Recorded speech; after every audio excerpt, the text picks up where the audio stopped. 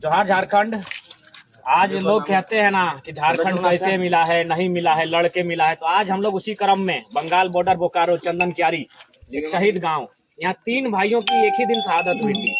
शहीद लीलू बावरी, शहीद पटल बावरी, शहीद हीरू बावरी। और आज हम लोग उस स्थल पर हैं। हर झारखंडी को जानना चाहिए, हर झारखंडी को समझना होगा कि हमने झारखंड कैसे लिया है।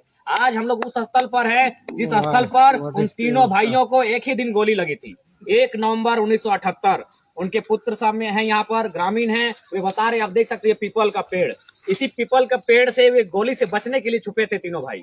जी हाँ, झारखंड ऐसे नहीं मिला है। झारखंड सैकड़ों शहादत संघर्ष के बाद मिला है मेरे साथियों। झारखंड को बना के रखना, बचा के रखना हमारा आपका जिम्मा है। यह पेड़ जिसके सामने शहीद लीलू बावरी, शहीद हीरू बावरी, शहीद पटल बावरी तीनों सगे भाई थे। जयतारा गांव 1 नवंबर 1978 को यही उन्हें गोली से भून दिया गया था। तब आज हमें झारखंड मिला है। तो उसी क्रम में हम लोग जानने का प्रयास करते हैं। उनके पुत्र है सदरा जोहार। आप लोग थोड़ा बताइए उन शहीदों की याद को, झारखंड वासियों को उनकी याद को बताइए कि कैसे झारखंड मिला है। आप इस क्षेत्र के बारे में बताइए, आप शहीदों के बारे में थोड़ा बताइए। यहाँ जो भी कुछ होता था, अगर कुछ बोलना जाता था तो यहाँ का लोग, यहाँ का पुलिस प्रशासन सब बिहारी लोग था। कुछ भी अगर मोड़ में होता था तो दोषी हम ही लोग को देता था। कोई सर्किट छिना गया, जयताड़ा का लोग छिना है। यहाँ बिहारी बीजेपी था, समझदार यहाँ तक बीजेपी था, उससे भी बोलते थे कि जयताड़ा लोग चोर है। कॉमरेड एकर आए, विनोद बाबू आके हाईकोर्ट डिसीजन हम लोग पास है कि हम लोग चोर नहीं है। हाईकोर्ट डिसीजन दिया, ये लोग हरिजन टोला का लोग है, मेहनती है, ये लोग चोरी नहीं कर सकता है। मगर फिर भी पुलिस प्रशासन को लेकर 1 नवंबर का रात को आके हमला बोल दिया। जो पूजा की तैयारी कर रहा था, मैं उस समय मेरा उम्र 6 महीना का था। माँ मेरे गोद में लेके हुई थी ना, तो उस दिन हम अगर माँ का साथ नहीं था, माँ भी मेरा डेट कर सकता था। मैं उस समय हम गोद में थे। माँ बोला तुमको छिपा के मिट्टी के गोद में घूंगी सो गए और तुम्हारे बाप को 10 गोली मार। यहाँ लोग बोलने लगा कि देखिए सुबह आइए, हम लोग का नेता अभी नहीं है, आएगा विनोद बाबू तभी हम बात करेंगे। विनोद बाबू का डिसीजन था कि हम आएंगे तभी आप लोग कुछ कीजिएगा। मगर रात को पुलिस आके इन लोग का मांगने का काम किया। अगर इन लोग का जिंदा रह गया तो झारखंड को लोग छीन के ले लगा और हम लोग का भागने का काम करेंगे। यही सब चीज हुआ। आप सुन सकते हैं, अगर आप इंसान हैं तो उस दर्द को समझ सकते हैं। 6 महीना हमारे बड़े भाई 6 महीना माँ की गोद में थे और माँ कहती है कि तुम्हें बचाने के लिए वह घर में जाके छुप के सो गई। लेकिन जैसा कि रात को अचानक दमनकारी पुलिस, मैंने बार बार कहा है कि ये लोग अंग्रेजों से भी बुरे थे जिन्होंने झारखंड पर शोषण किया है, ये हिटलर से भी बुरे थे और आज भी वही कर रहे हैं। जी हाँ, 1 नवंबर 1978 को रात में ये गांव में आते हैं और तीनों शहीदों को गोलियों से और उनके पिताजी को 10 गोलियां दागने का काम करते हैं। और लोग कहते हैं झारखंड में भाईचारा की बात करते हैं, ऐसे नहीं मिला है। हमने रक्त रंजित इतिहास हमारा रहा है, तब जाके हमने झारखंड लिया है।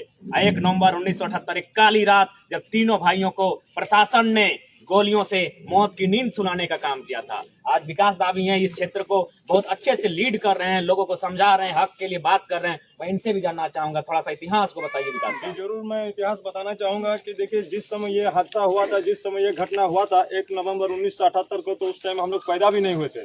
लेकिन मेरे बड़े पापा जो चाचा उन लोग से पूछते हैं तो वो लोग बताते हैं कि ये बहुत ही भयानक रात था, गाय जगा कर रात था। बंगला में कहते हैं कि काली पूजा में जिस दिन, उस टाइम हम लोग के जो सांसद थे यहाँ पे, जो पूर्व सांसद जो अभी कॉमरेड एकर राय जी थे, तो उन्होंने उनके मना करने के बावजूद भी प्रशासन ने नहीं माने। और जो भी यहाँ पे जो भी आसपास में आस पड़ोस में कुछ भी घटना घटता था तो इन्हीं लोग का नाम आता था, जबकि ये लोग एकदम निर्दोष थे। रोजी रोटी करके, मेहनत करके, मजदूरी करके ये लोग कमा कर खाते थे और रहते थे, जीवन यापन करते थे। लेकिन कुछ लोग जो पूंजीवादी और किसी मतलब प्रशासन के जुल्म और अत्याचार के खिलाफ लास्ट में इन लोगों को कुछ एक्शन लेना पड़ा। और सबसे बड़ा दुख का बात यह है कि ये 45 साल हो चुका है शहादत दिवस यहाँ पे, लेकिन आज तक यहाँ बहुत सारे विधायक, सांसद, बहुत सारे मंत्री, मुख्यमंत्री और ना जाने तमाम बड़े बड़े नेता आए, लेकिन आज तक बहुत दुख के साथ कहना पड़ता है कि हमारे यहाँ जो 3 महापुरुष जिन्होंने जुल्म और अत्याचार के खिलाफ अपने प्राणों की बलिदान देकर इस क्षेत्र को जो मुक्ति दिलाई थी, लेकिन उन महापुरुषों को आज तक जो सम्मान मिलना चाहिए, लेकिन आज तक किसी सरकार ने नहीं दिया, किसी विधायक ने इनका आवाज तक विधानसभा में नहीं उठा, ना किसी संसद ने लोकसभा में उठाया, आज तक इन्हें शहीदों का दर्जा तक नहीं मिला। लेकिन मैं आशा करता हूं, उम्मीद करता हूं हमारे भाई जयराम बाबू से कि इस बात को आगे, अगर मैं चाहता हूं कि वो बहुत आगे जाए और उनके साथ पूरे सिर्फ जयतारा वासी नहीं है, पूरे झारखंड के लोग हैं, इनके विचारों से प्रेरित होकर इनसे जुड़ रहे हैं। और हम चाहते हैं कि वो बहुत आगे जाए और जो झारखंड में सिर्फ जयतारा में नहीं, झारखंड में जितने भी शहीद हुए हैं, जिनको आज तक सम्मान नहीं मिला है, उनको ये सम्मान दिला है। इन्हीं से मैं यही सब आशा करता हूं और इतनी बातों को कहकर मैं समाप्त करता हूं। जैसा कि आप देख रहे हैं साथियों, एक काली रात जो इतिहास के पन्नों में दर्ज हो गई। झारखंड के लिए 1 नवंबर 1978 3 भाइयों को प्रशासन ने, जबकि विनोद बाबू और एके राय की सख्त आदेश था कि आप गांव में नहीं जा सकते हैं। गांव वालों को उन्होंने कहा था कि जब तक हम लोग नहीं आएंगे आप लोग वार्ता नहीं करेंगे। कहीं ना कहीं गांव के लोग विनोद बाबू एके राय से बहुत मानते थे। उन्हीं के कथनों अनुसार उन्होंने लगातार इस गांव को विकास के लिए, गांव के लोगों को समझाने के लिए हमेशा आते थे, इन्हें शिक्षित करते थे, इन्हें जागरूक करते थे। लेकिन दुर्भाग्य की बात है, प्रशासन जानती थी कि अगर सुबह होगी तो विनोद बाबू और एके राय गांव में आ जाएंगे तो गांव के लोगों को मजबूती मिलेगी। इसीलिए विनोद बाबू और एके राय के आने से पहले रात को ही प्रशासन ने अपनी गलत मानसिकता का परिचय देते हुए, अपनी हिटलर शाही का परिचय देते हुए गांव में आते हैं और एक व्यक्ति को 10-10 गोली दागी जाती है। और आप कहते हैं झारखंड ऐसे मिला है।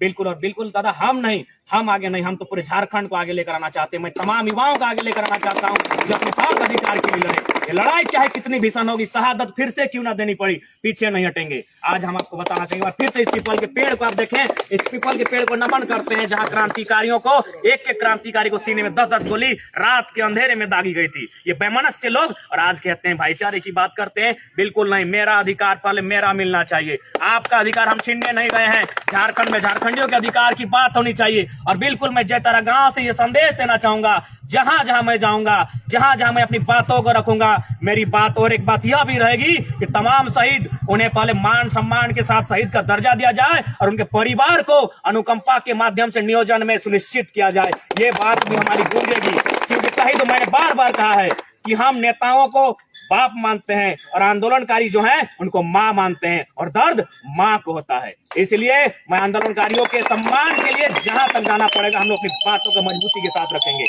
और इनसे प्रेरित होकर उन्हें एक बार नमन करते हैं। शहीद हीरू बावरी, शहीद पटल बावरी, शहीद लीलू बावरी, उनकी आज धरती पर आकर हम लोग भी धन्य हुए। जौहर दादा उनके पुत्र हैं, आप एक बार देख सकते हैं। दादा, हम लोग बिल्कुल इस लड़ाई में आप अपने पिता की तरह मजबूती के साथ हमें भी मार्गदर्शन करेंगे।